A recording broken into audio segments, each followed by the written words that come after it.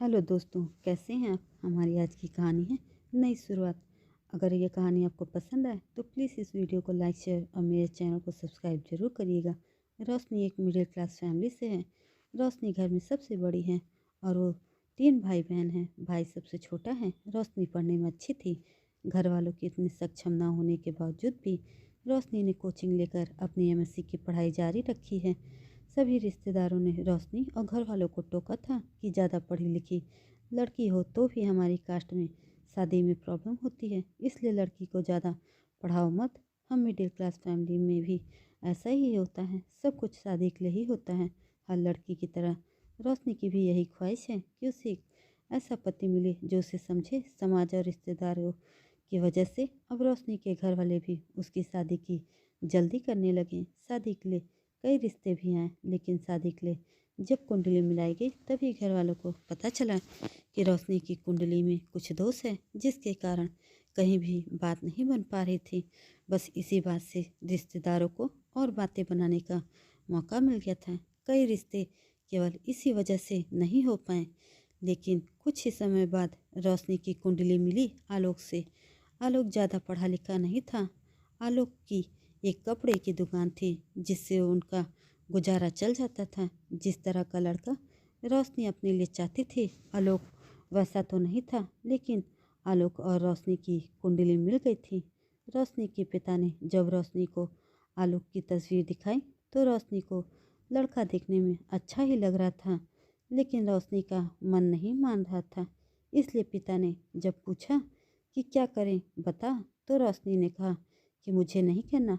Mummy ने कहा क्यों, क्या हुआ, तेरा दिमाग सही है क्या? इतना अच्छा लड़का है, ऐसे नखरे करेगी तो हमेशा यहीं बैठी रहेगी। एक तो कुंडली किसी से नहीं मिलती, और जब वो शादी के लिए तैयार हैं, सब कुछ अच्छा है, तो तुझे नाटक आ रहे हैं। क्या खराबी है लड़के में? माँ यह सब रोशनी को सुना ही रही थी, लेकिन रोशनी के पिता ने बात समझी और कहा ठीक है बेटा, और ढूंढते हैं। जब आलोक के घर वालों की तरफ से फ़ोन आया यह पूछने के लिए कि हम आ जाएं घर और परिवार देखने को, तो रोशनी के घर वालों ने कहा हम आपको बता देंगे। इस बात से ही वह समझ गए थे कि उनकी तरफ से हाँ नहीं है, इसलिए उन्होंने फिर दूसरी बार फ़ोन नहीं लगाया। उस ना के बाद रोशनी के लिए फिर से रिश्तों की तलाश शुरू हो गई। माँ थोड़ी नाराज़ थी, क्योंकि उन्हें लगता था कि रोशनी को उस लड़के के लिए मना नहीं करना था। करीब 6 महीने तक खोज के बाद भी रोशनी के लिए कोई भी रिश्ता नहीं मिला। कुंडली आड़े आ रही थी बार बार। अब पिता के चेहरे पर भी परेशानी थोड़ी ज़्यादा दिखने लगी थी, और यह बात रोशनी को साफ दिखाई दे रही थी। कई रिश्ते देखे, लेकिन फिर भी वही दोस्त आड़े आ रहा था। मम्मी इस दौरान रोशनी को ताने मार ही रही थी। आखिर एक दिन रोशनी की माँ ने यह कहा कि अब भी हम लोग आलोक से बात करके देखते हैं, शायद तुम दोनों की जोड़ी ही बनना तय हो। अगर तुम हाँ कहे तो। मम्मी के ताने और पापा की परेशानी को देखते हुए रोशनी ने इस बार हाँ कह दिया। माँ के कहने पर पिता ने आलोक के पिता को फ़ोन किया। पता चला वो लोग भी अभी तलाश में ही थे। कुछ बातें हुई, थोड़े बहाने बनाए गए इतने दिनों तक बात न करने के लिए, और संडे को मिलना तय हुआ। रोशनी के घर पर आलोक अपनी फैमिली के साथ आया था। दोनों परिवारों की मजबूरी समझो या नसीब, आखिरकार दोनों की शादी पक्की हो गई। रोशनी ने भी सोचा क्या पता शायद वो ही उनके बारे में गलत सोचती होगी। वह मुझे समझेंगे और जो मैं चाहती हूँ वो करने देंगे। दोनों परिवार वालों को जल्दी थी, इसलिए शादी जल्दी में ही हो गई। लेकिन रोशनी ने एक बात नोटिस की, आलोक ने उससे अभी तक कुछ बात नहीं की। जब देखने आए तब भी, और ना ही रिश्ता पक्का होने के बाद, ना ही फ़ोन पर बातें की और ना ही आमने सामने। इसलिए अब सीधा उनकी बातें सुहागरात पर होनी थी। वो घड़ी भी आ गई। वो यह थोड़ा बहुत अजीब था कि वो ना तो सिर्फ पहली बार अपने पति को देखने वाली थी, बल्कि उससे बात भी करने वाली थी। लेकिन उसने सोचा कि इस बात का भी एक अलग ही रोमांच है। रोशनी ने फेरों के साथ ही आलोक को अपना लिया था। अब सेज पर उनका इंतजार कर रही थी। धड़कनें तेज थी। जिनको अपना मन मान लिया था उनकी शक्ल भी अच्छे से नहीं देखी है। फिर आलोक कमरे में आया, दरवाज़ा बंद किया और बिस्तर पर आकर रोशनी के पास बैठ गया। और सबसे पहली बात जो आलोक ने पूछी वो थी, मुझे पता चला था कि तुम मुझसे शादी नहीं करना चाहती थी क्योंकि मैं पढ़ा लिखा नहीं हूँ। उसकी आवाज़ में थोड़ा गुस्सा था। फिर वह बोला, देख अब तुझे इस अनपढ़ के पास ही आना पड़ा ना। रोशनी को यकीन नहीं हुआ कि वह उसके मुंह से पहली बात यह सुनेगी। उसने बोला, किसने बोला आपको ऐसा कुछ नहीं है? ऐसा कुछ होता तो मैं आपसे शादी ही नहीं करती। आलोक और गुस्सा हो गया। अरे चुप कर, वो तो तेरी शादी नहीं हो रही थी इसलिए तुम मेरे पास आई है। तुझे पता है मैंने क्यों की?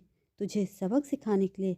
अब देखना तुझे कैसे मैं एक नौकरानी बनाकर इस घर में रखूँगा, एक पढ़ी लिखी नौकरानी।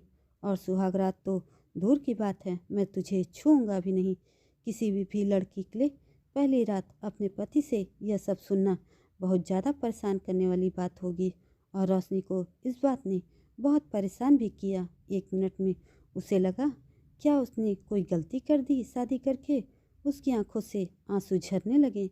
सारी रात उसने बिना सोए निकाल दी। अगले दिन वह घर के काम में लग गई। सास ससुर का स्वभाव बहुत अच्छा था।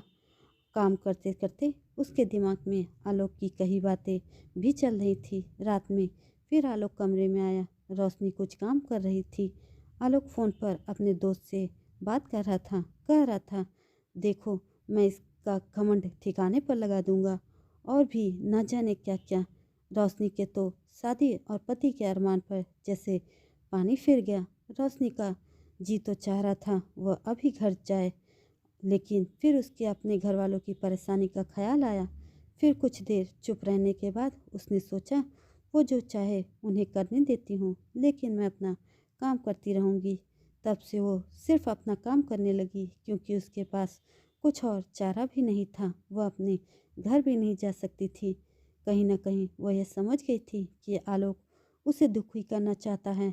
अगर वह उसका उल्टा करेगी या ऐसा दिखाएगी कि उनके इन बातों से उसे कोई फर्क नहीं पड़ रहा तो शायद आलोक का यह खेल बंद हो जाए। आखिर पढ़ा लिखा होने का कुछ तो फर्क पड़ता है। रोशनी ने जीवन की इस सबसे बड़ी चुनौती को भी स्वीकार किया। उसने घुटने नहीं टेके। उसने सोचा कि रोना नहीं है, बातों को ठीक करना है जब तक उसके हाथ में है। उसने यही किया। वह बेवजह खुश रहने लगी। अपनी सास ससुर को अच्छे से बना के खिलाने के साथ उनके साथ मंदिर और मार्केट जाने लगी। चेहरे पर कोई परेशानी नहीं। आलोक यह सब देख रहा था। वह भी अपनी कोशिशों में लगा था। करीब 20 दिन बाद ही उसके चेहरे का रंग उड़ने लगा। उसे लगा कि रोशनी को तो कुछ फर्क ही नहीं पड़ रहा है। वो तो इसी बात से दुखी होने लगा। इस दौरान उसके दोस्तों से बातें शेयर करना जारी था। रोशनी का यह प्लान काम किया। आलोक के सब्र का बांध टूट गया। और फिर एक रात जब रोशनी कमरे में गई तब आलोक ने दरवाज़ा बंद किया और ज़बरदस्ती उसे पकड़कर बिस्तर की ओर ले जाने लगा। लेकिन इस बार उसे रोशनी का वो रूप दिखाई दिया जो उसने सोचा भी नहीं था। वह बहुत गुस्से में थी। रोशनी ने अपना हाथ जोर से झटका मार के छुड़ाया। कहा, क्या कर रहे हो आप? आलोक जैसे घबरा सा गया। उस दिन सुहागरात पर आप कह रहे थे कि आप मुझे छुएंगे भी नहीं, तो लगता है आज आपके उन आवारा दोस्तों ने फिर आपसे को कुछ सिखाया है जो आप मेरे साथ ज़बरदस्ती यह हरकत कर रहे हैं। आलोक बोला, मैं तुम्हारा पति हूँ। रोशनी ने कहा, हाँ आप मेरे पति हैं और मुझसे प्यार कर सकते हैं, लेकिन यह प्यार नहीं, यह कुछ और है। मैं तो आपके लिए ही आई थी सब कुछ छोड़कर अपने घर से आपके साथ रहने के लिए, लेकिन आपने आते ही मुझे नौकरानी बनाने की बात कही, सबक सिखाने की बात करने लगे। अब आप मुझे तब ही छू सकते हैं जब तक मैं नहीं चाहती और जब तक मुझे नहीं लगता कि आप मुझसे सच में प्यार करते हैं, मुझे सच में अपना बनाना चाहते हैं। उसी पल से रोशनी ने आलोक की आंखों में बदलाव देख लिया था। उसे पता था कि आलोक का गुस्सा उस गलतफहमी की वजह से ही है, उस ना की वजह से। लेकिन उस बात से आगे बढ़ना होगा। आलोक बुरा इंसान नहीं था। उस रात के बाद वह रोशनी से नजरें भी नहीं मिला पा रहा था, चुपचाप रहने लगा था। समय बीतता गया। शादी को 5 महीने हो गए थे। रोशनी अभी आलोक को परख रही थी और इसी दौरान उसे समझ आ गया था कि आलोक कैसा है। एक ही घर में रहकर अपने ही पति के साथ ऐसे रहना अब उसे भी चुभने लगा। एक रात उसने कह ही दिया, छोड़ो सब पुरानी बातें, चलो एक नई शुरुआत करते हैं हम। मुझसे जो गलती हुई आप मुझे माफ़ कर दो आलोक। आलोक चुप रहा, कुछ नहीं बोला।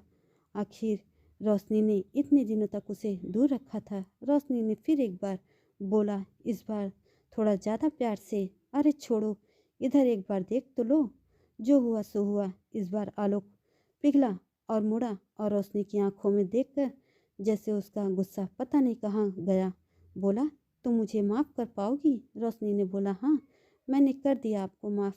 एक दूसरे से बात करने की ही देरी थी। उस रात से उनकी नई शुरुआत हुई शादी की। दोनों को लगने लगा कि वो एक दूसरे के लिए ही बने थे। दोस्तों, यह कहानी आपको कैसी लगी कमेंट करके ज़रूर बताएं और ऐसी ही अन्य कहानी के लिए मेरे चैनल को सब्सक्राइब जरूर करें। धन्यवाद।